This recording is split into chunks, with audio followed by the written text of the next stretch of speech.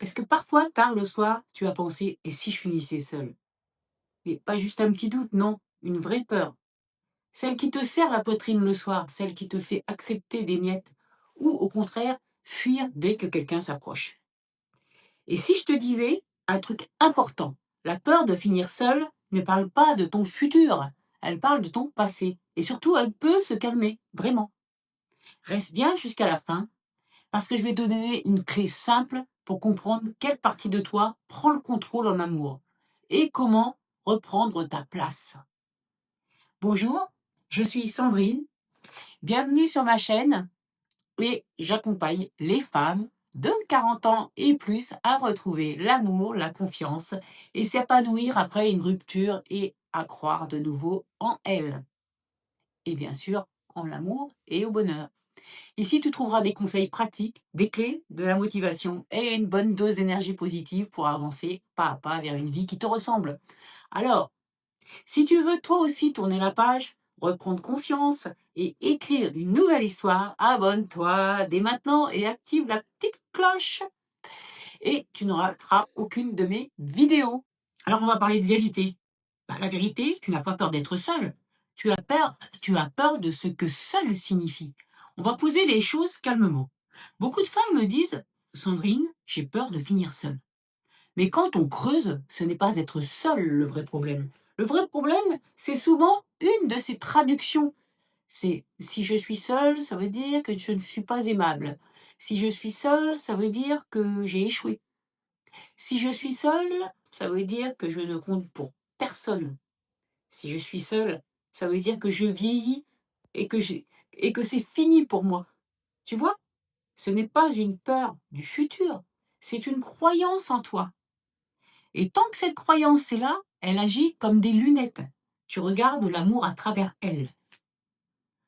Alors, je vais te poser une première mini-question. Quand tu dis finir seul, tu imagines quoi exactement? Un appartement silencieux? Les fêtes sans personne? Personne pour t'aimer? Écris-le mentalement parce que c'est un indice. On va parler maintenant des croyances limitantes.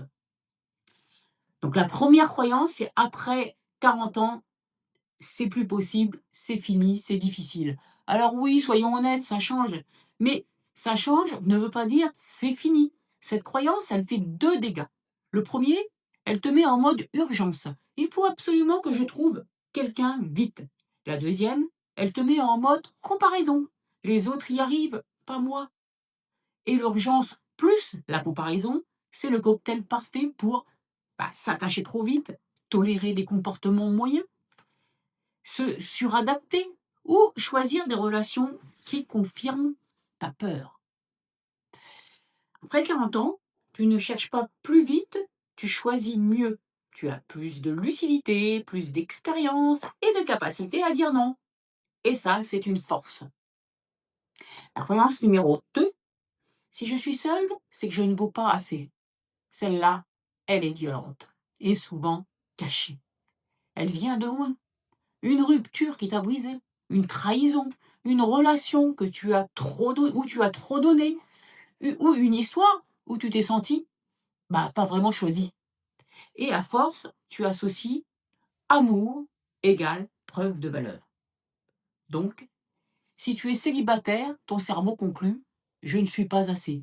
Mais écoute-moi bien, ton statut amoureux ne dit rien de ta valeur. Rien du tout. Tu veux peut-être, tu peux, pardon, Tu peux être célibataire et merveilleuse. Tu peux être en couple et malheureuse. Tu peux être désirée et te sentir vide. Tu peux être seule et en paix. L'amour n'est pas une médaille qu'on te remet parce que tu as réussi.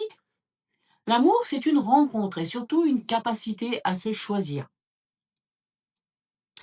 Alors, si ce que je te dis te plaît, te parle, fais-moi un petit signe, mets un like pour que YouTube propose cette vidéo à d'autres femmes qui en ont besoin. Et surtout, dis-moi en commentaire, c'est quoi toi ta plus grande peur derrière finir seule? Je lis vos commentaires et je réponds à tous. Et on continue parce que là, on arrive au cœur de la question. je vais te parler de 3 comportements qui sabotent l'amour, sans que tu t'en rendes compte. Cette peur, elle ne reste pas dans ta tête.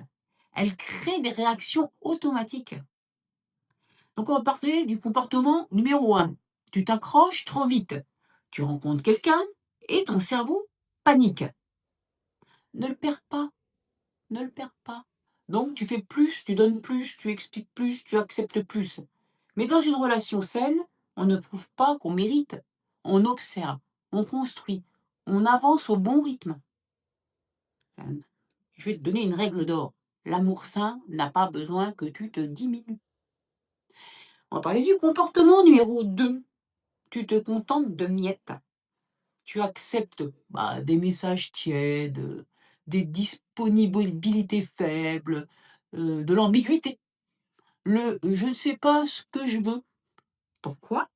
Parce que tu te dis mieux vaut ça que rien. Mais ce mieux vaut ça que rien nourrit exactement ta peur. Et ça abîme ton estime. Le comportement numéro 3, tu fuis dès que ça devient sérieux. Alors ça, c'est l'autre extrême. Tu rencontres quelqu'un de bien, et là, pof, panique à mort.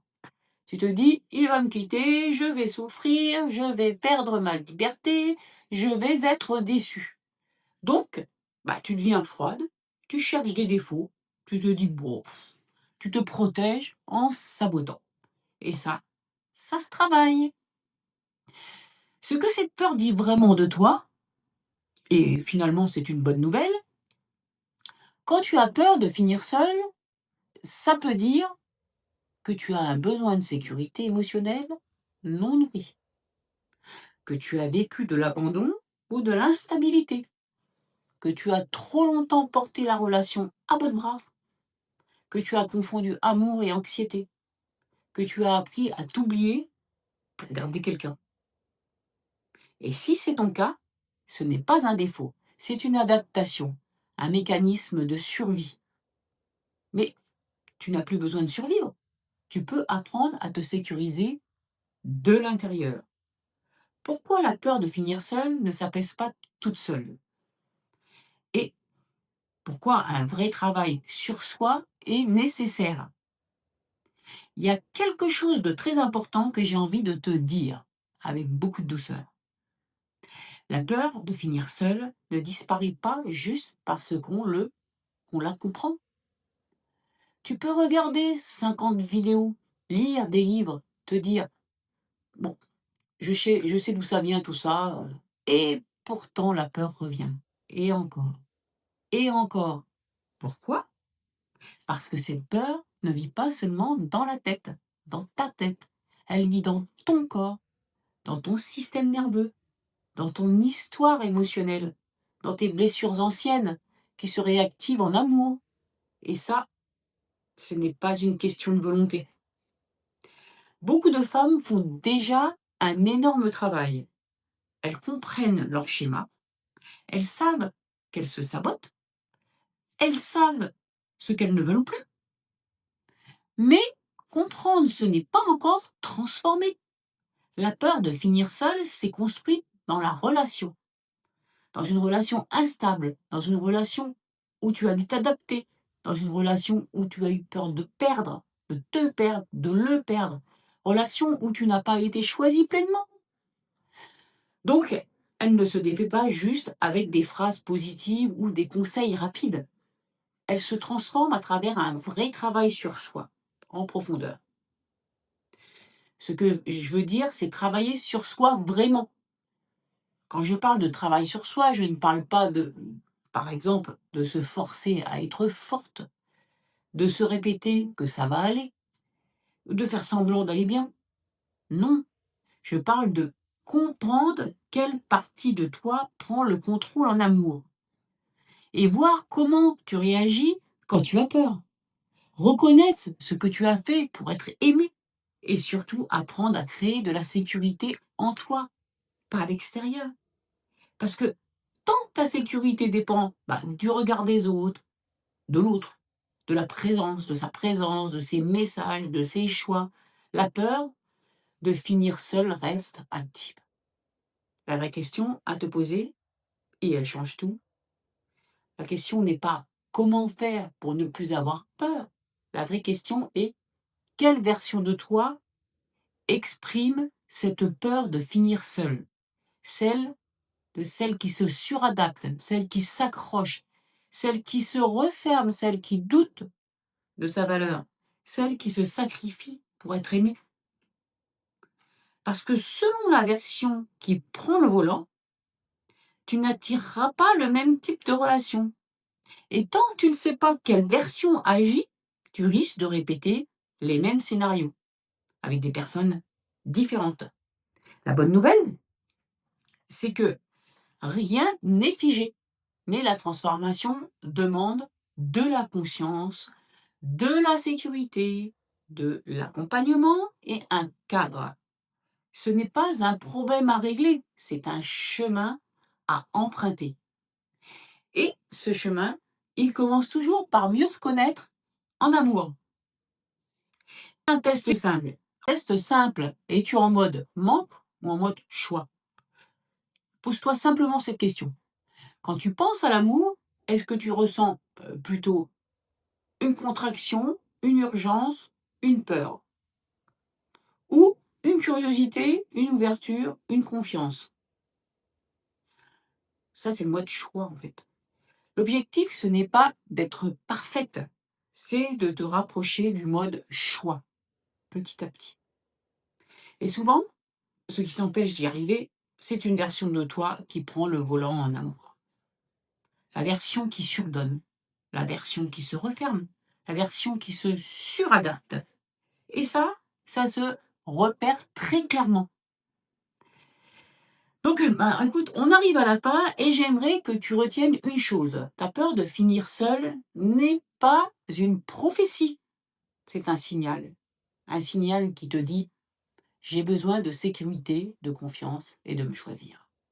Aujourd'hui, on a vu que cette peur parle souvent de ton passé, qu'elle cache des croyances limitantes, qu'elle crée des sabotages amoureux et surtout, comment l'apaiser avec des actions concrètes. Et maintenant, si tu veux aller plus loin, j'ai quelque chose pour toi. Un petit cadeau. J'ai préparé un petit quiz gratuit qui s'appelle « Quelle version de toi attire l'amour ou le fait fuir ?» Parce que tant que tu ne sais pas quelle version prend le dessus, tu risques de répéter les mêmes schémas encore et encore. Tu trouveras le lien dans la description et je suis sûre que tu vas avoir un déclic. Et surtout, abonne-toi. Mets un like si cette vidéo t'a aidé. Et dis-moi en commentaire, je me choisis comme un engagement envers toi-même. Allez, à bientôt!